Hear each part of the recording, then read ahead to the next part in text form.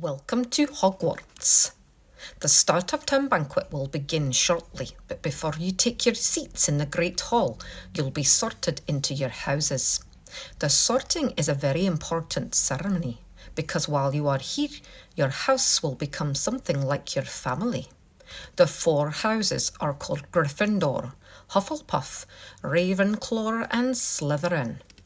Each house has its own noble history, and each has produced outstanding witches and wizards. While you're here at Hogwarts, your triumphs will earn you house points, while any rule breaking will lose house points. At the end of the year, the house with the most points is awarded the House Cup. I hope each of you will be a credit to whichever house becomes yours. The sorting ceremony will take place in a few minutes. Good luck.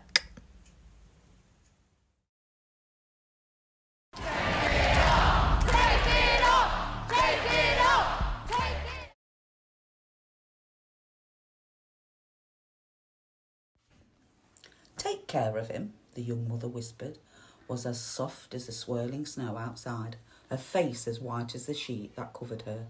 Feebly, she touched her newborn son, breathed a sigh and closed her eyes. "She's dead," announced Mrs. Mann, the midwife. "What a nuisance. I'll have to get Mr. Bumble." Mr. Bumble was in charge of the workhouse, a cold, grim place for the homeless, without a spark of comfort or a crumb of nourishing food. He didn't care if the inmates starved as long as his own tummy felt warm and full 3 times a day. Quickly, Mrs. Mann unclasped a gold locket from the dead woman's neck and put it around her own. Opening it, she read the name Agnes engraved inside. "Another orphan brat," raged Mr. Bumble when he saw the baby. Who is he, anyway?" "Who knows?" Mrs. Mann yawned. "His mother walked in yesterday off the street. She must have walked some distance."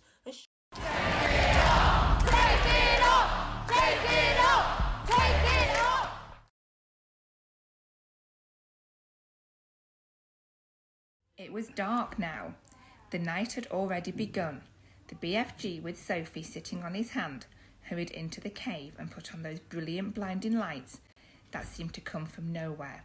He placed Sophie on the table. "Stay there, please," he said, "and no chittering. I need him to listen only to silence when I is mixing up such a knotty, plexicated dream as this." He hurried away from her. He got out an enormous empty glass jar that was the size of a washing machine. He clutched it to his chest and hurried towards the shelves on which stood the thousands and thousands of smaller jars containing the captured dreams. "Dreams about giants," he muttered to himself as he searched the labels.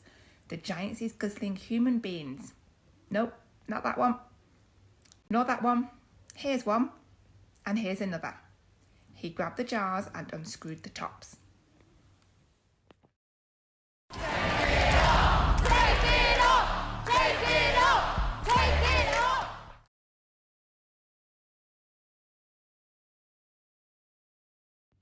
"Let's play going to England," said Pog. "Pog's my little brother. His real name's Derek, but everyone calls him Pog. Don't ask me why. My real name's Margaret, but everyone calls me Dindy." "It's silly to play going to England," I said. "It's horrible there, all the bomb sites and rationing and fog." "But I want to," said Pog, pushing out his lower lip in the annoying way he does when he's about to cry. I might as well explain straight away that we live in India, in the middle of a tea plantation.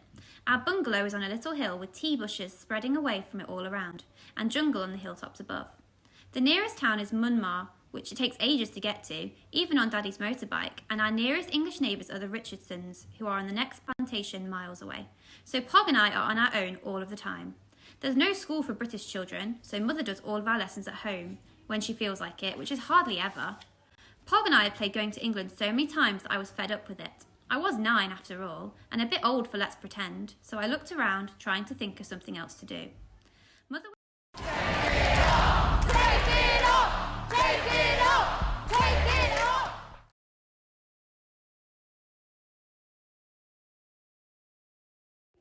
A little old lady lived all by herself, with a table and chairs and a jug on the shelf.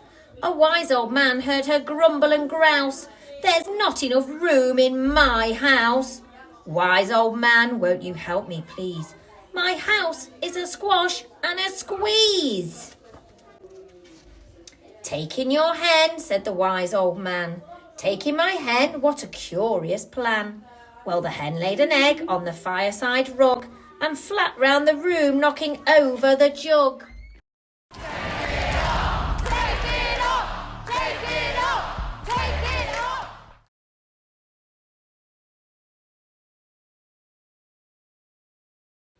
Eddie's off to find his teddy. Teddy's name is Freddie. He lost him in the woods somewhere. It's dark and horrible in there. Help, said Eddie. I'm scared already. I want my bed. I want my teddy. He tiptoed on and on until something made him stop quite still. Look out, he thought. There's something there. What's that? A giant teddy bear? Is it, Freddie? Said Eddie. What a surprise. How did you get to be this size?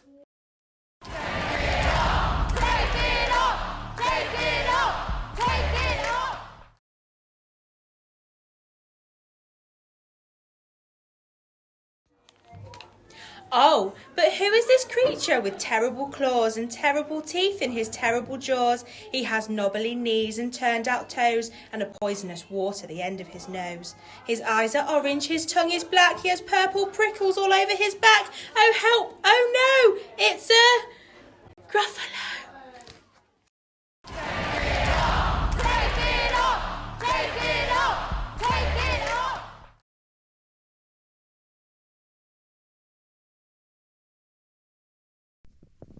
Hello, Sunnyside. I'm going to be reading Master Money, the Millionaire. Master Money, the millionaire, was a lucky boy. When he was 4, he had a bucket and a spade for his birthday. He dug a hole in the garden and found a box of buried treasure. So then he had lots of money. When he was 5, he went to school. He dug a hole in the sandpit and found a bigger box of buried treasure. And then he had lots more money. When he was 6, he went on holidays and dug a hole in the bench and found a bigger box of buried treasure. So then he had more money. He was a millionaire.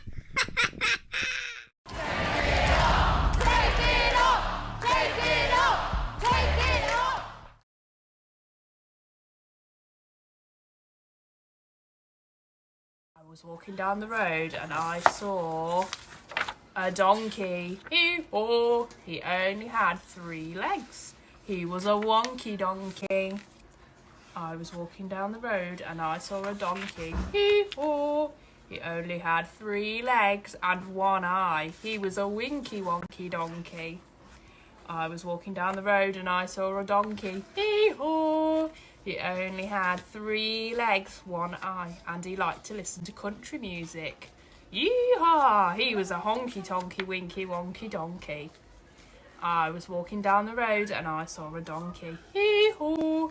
He only had 3 legs, 1 eye. He liked to listen to country music, and he was quite tall and slim.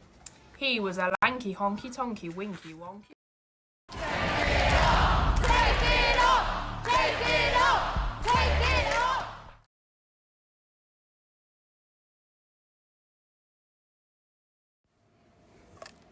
Okay.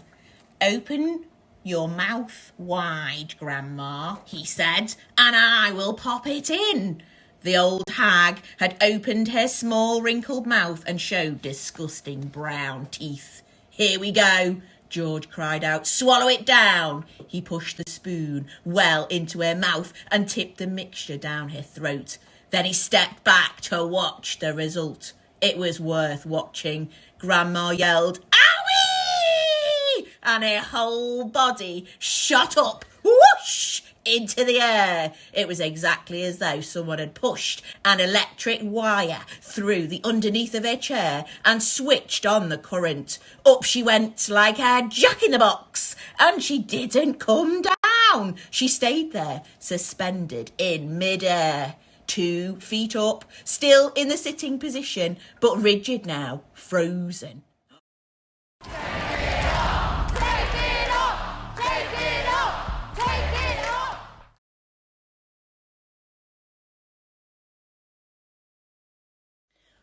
We're going on a bear hunt.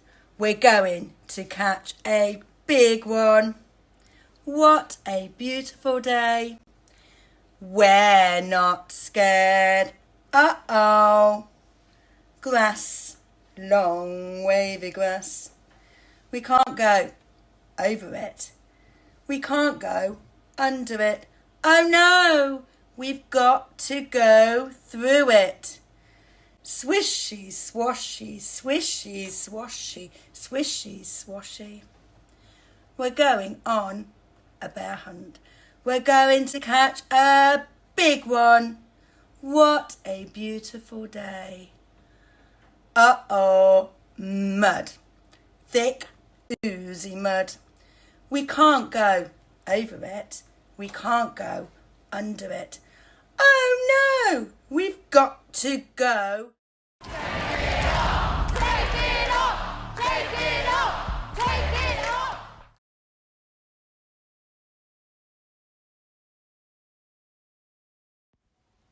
The witch had a cat and a very tall hat, and long ginger hair that she wore in a plait. How the cat purred and how the witch grinned, as they sat on their broomstick and flew through the wind. But how the witch wailed and how the cat spat, when the wind blew so wildly, it blew off the hat. Down, cried the witch, and flew to the ground. They searched for the hat, but no hat could be found. Then out of the bushes, on thundering paws, there bounded a dog with a hat in his jaw.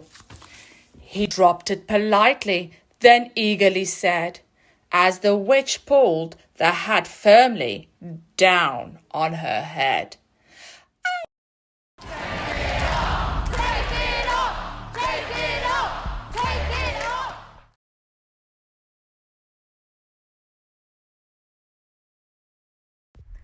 Frobscottle and Whizpoppers.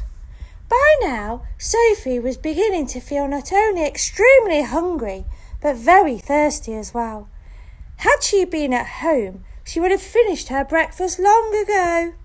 Are you sure there's nothing else to eat around here except those disgusting, smelly snozcumbers? She asked.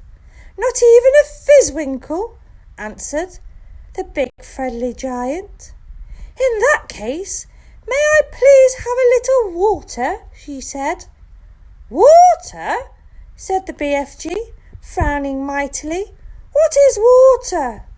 We drink it, Sophie said. What do you drink? Frobscottle, announced the BFG. All giants drinking Frobscottle. Is it as nasty as your snozcumbers? Sophie asked.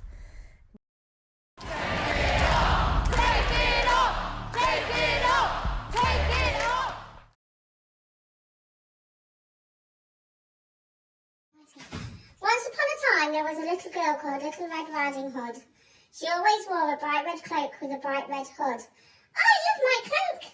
She lived with her mother in a cottage on the edge of some deep, dark woods. One day, Little Red Riding Hood's mother gave her a pot of Brussels sprout soup. Take this to your grandmother on the other side of the woods, she said. But remember the rules of the woods. I promise, said Little Red Riding Hood, and off she went. Skippity skip, skip, skippity skip, skip. Oh, what a lovely day, said Little Red Riding Hood. Good morning, Little Red Riding Hood, said the woodcutter. Good morning, woodcutter, called Little Red Riding Hood. Little Red Riding Hood walked deeper and deeper into the deep, dark woods. It grew darker and darker, so Little Red Riding Hood didn't see the wolf waiting for her on the path. And the wolf didn't see Little Red Riding Hood either.